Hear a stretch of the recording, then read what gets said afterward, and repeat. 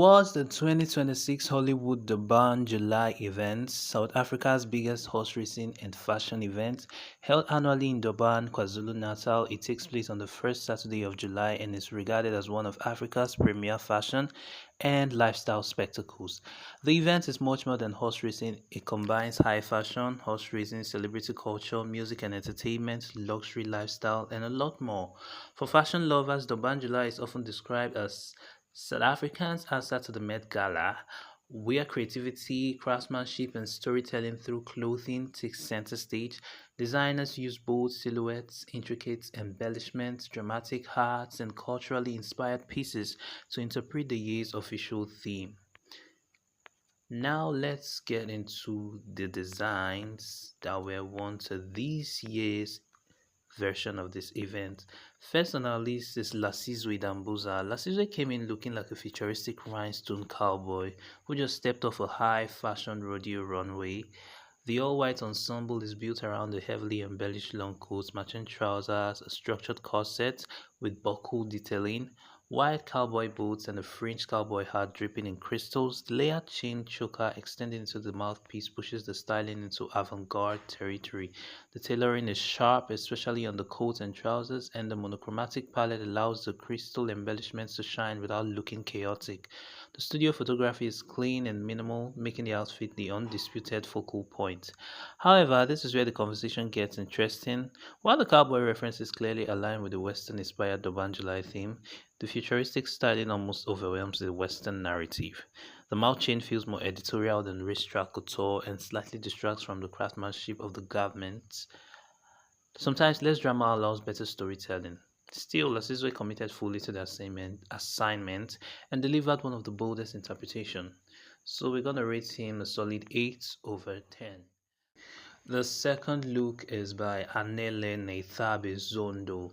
Pardon my South African, I'm not from there and I'm trying.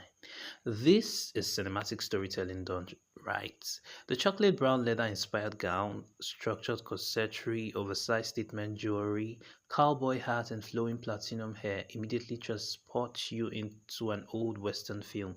Even before noticing the galloping horses in the background, you already understand the narrative. The photography deserves almost as much praise as the outfit itself. The moving horses, dusty landscape, and earthy color, which looks like AI ball. I don't mind.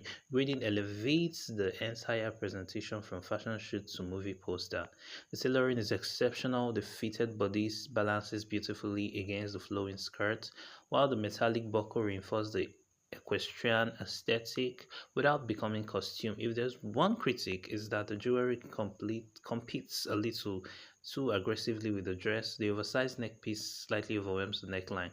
Otherwise, this is a textbook example of dressing for both the theme and the camera.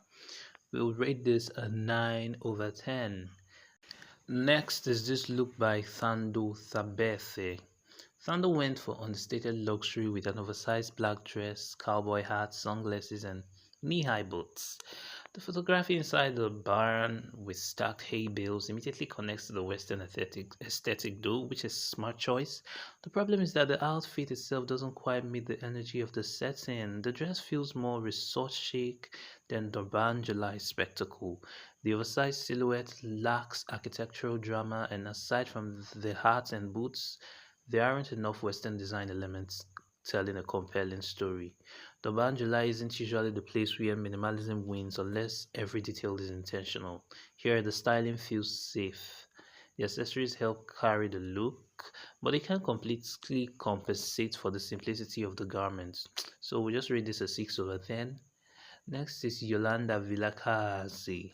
Yolanda embraces rustic elegance. The corseted brown bodice paired with the dramatic cream fringe skirts creates beautiful movements while referencing handcrafted Western aesthetics. The braided roll detailing functions both as jewelry and garment embellishment, making the styling feel cohesive. The neutral color palette works well against the hay bale backdrop. Where the outfit loses points is proportion. The bodice appears slightly heavy compared to the lightweight skirt, creating a visual imbalance. The fascinator also feels a little understated. considering how dramatic the dress wants to be. Nevertheless, it's creative, wearable, and clearly connected to the event theme. Would rate this a good 7.5 over 10. Next is this look by Letroy Mpumza. Letroy serves Victorian cowboy with a modern twist. The ivory jacquard dress is beautifully constructed with exaggerated puff sleeve, a structured bodice, and thigh-high caramel boots, adding contemporary edge. The white cowboy hat ties everything together nicely. Photography inside the stable works perfectly. The biggest issue is color harmony. The warm tan boots don't fully integrate with the cool ivory dress. A cream or white boots would have created a cleaner finish. Also, the dramatic tattoo across the chest naturally competes with the neckline, making the body's detail less impactful. Still, it's elegant and thoughtfully executed. We'll give it a 7 over 10. Next is Ashley Selwell wearing this. Okay. Ashley delivers polished tailoring but misses the memo creatively. The layered suits, long overcoat, and burgundy cowboy hat are stylish individually. The color combination of burgundy, gray, and white works well. Unfortunately, this feels like a businessman attending a themed brunch rather than someone attending Africa's biggest fashion event. The outfit doesn't push any boundaries. There's little storytelling, very few Western inspired design details. Beyond the hat, the photography outside an office building weakens the concept even further. For Durban July, styling needs imagination. So we'll be giving this a 5 over 10. Next is Tapsi, denim couture. Absolutely. This sculptural denim gown is beautifully engineered. Multiple denim washes create depth, while the corseted waist and layered fishtail skirts give the dress a standing structure. Holding the measuring tape cleverly references craftsmanship and fashion construction, making the image feel editorial. The only critique is that the Western connection isn't immediately obvious. Without prior context, this could easily belong on a Fashion Week runway instead of Durban July. Still, from a pure fashion perspective, this is incredibly well executed, so we'll give her a good 8.5 over 10. Next is Ashley. This look leans heavily into mystery. The beaded black gown with dramatic side cutouts was beautiful texture, while the fringe hat creates an interesting silhouette. The dark cabin backdrop adds cinematic atmosphere. Unfortunately, the photography is almost too dark.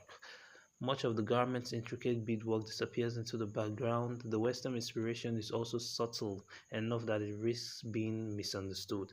It's visually striking, but the storytelling could have been much clearer. So we'll be giving this a 6 over 10.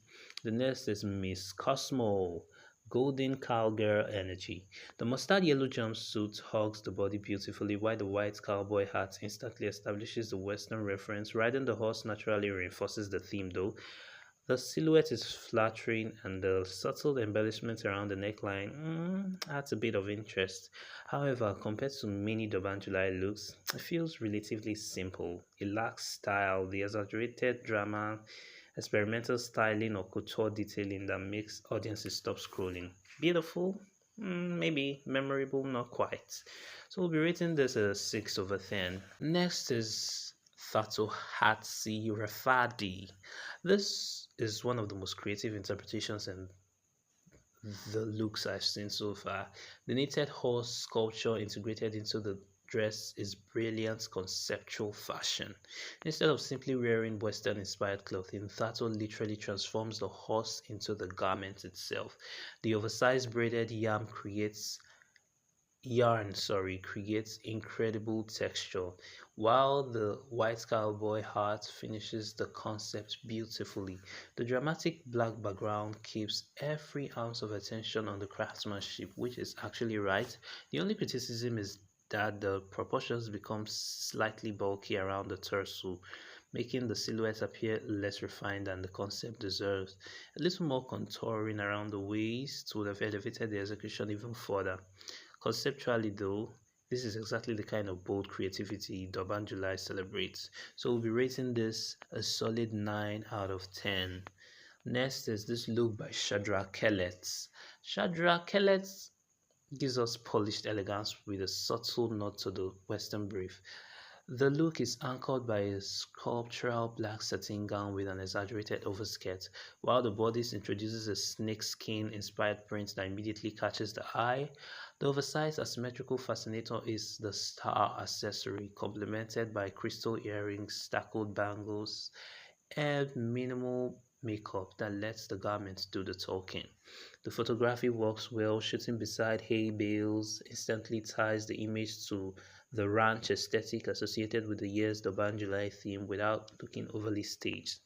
The criticism? The outfit feels like two different stories trying to coexist. The slick back black satin screams evening couture, while the snakeskin panel and fascinator whispers safari chic.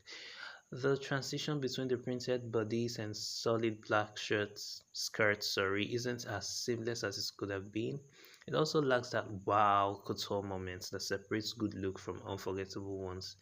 It fits the event though, but it doesn't completely own the theme, so we'll be rating this a 6.5 over 10. Then the next is this look by Lindam Toba. And remember, these ratings are according to the theme of the event. Lindam Tumba understands the drama actually. This all white masterpiece is a lesson in luxurious restraint. The sharply tailored high neck bodies with exaggerated shoulders flows effortlessly into a feathered mermaid silhouette that almost mimics the movements of a majestic bird. The oversized feather fascinator is theatrical without becoming ridiculous, while the structured white handbag finishes the monochromatic styling beautifully. The tailoring is exceptional, every seam looks intentional, every proportion carefully balanced. Ironically, the biggest weakness is in the outfit is the photography. The scenic rooftop overlooking the ocean is beautiful, but it doesn't reinforce the western or equestrian narrative of the Durban July theme. A ranch, stable, or countryside setting would have elevated the storytelling a bit more. Even so, Couture, this refined, doesn't need much help, so we'll be rating this a solid 9 over 10. Next is this look by Kia. This is where styling begins to lose its direction. The outfit consists of a black cowboy hat, corseted sequin bodice, dramatic puff sleeves with striped detailing, leather gloves, a wide western belt, and slit skirt paired with knee-high boots. Individually, almost every piece works. Together, not so much. The problem is visual overload. There are too many competing focal points. The straight sleeves, mirrored embellishments, oversized belt buckle, gloves, thigh-high slits, and hats are all fighting for attention. Instead of looking editorial, the outfit becomes too busy. The photography beside the fallen tree is arguably stronger than the outfit itself. It establishes a rugged Western atmosphere and helps communicate the event theme. But fashion is all about editing. Sometimes removing one or two dramatic elements creates a much stronger final product. Unfortunately, this look feels overstyled rather than well styled. So we'll give it a 4.5 over 10. Next up is Mohelings. Mohelings came prepared to reinterpret cowboy fashion through couture tailoring. The sharply cut navy suit immediately commands attention. The cropped embellished jacket layered over the striped corset waistband creates an interesting silhouette that feels both masculine and fashion forward. The distressed denim cowboy hat cleverly modernizes the Western reference instead of relying on the traditional felt version. The studio photography complements the mood perfectly. The dark backdrop allows the structured tailoring and embellishment to remain the focus. One small issue lies in proportion. The crop jacket and elongated striped waist slightly interrupts the body's natural balance, making the torso appear compressed while the trousers feel comparatively plain.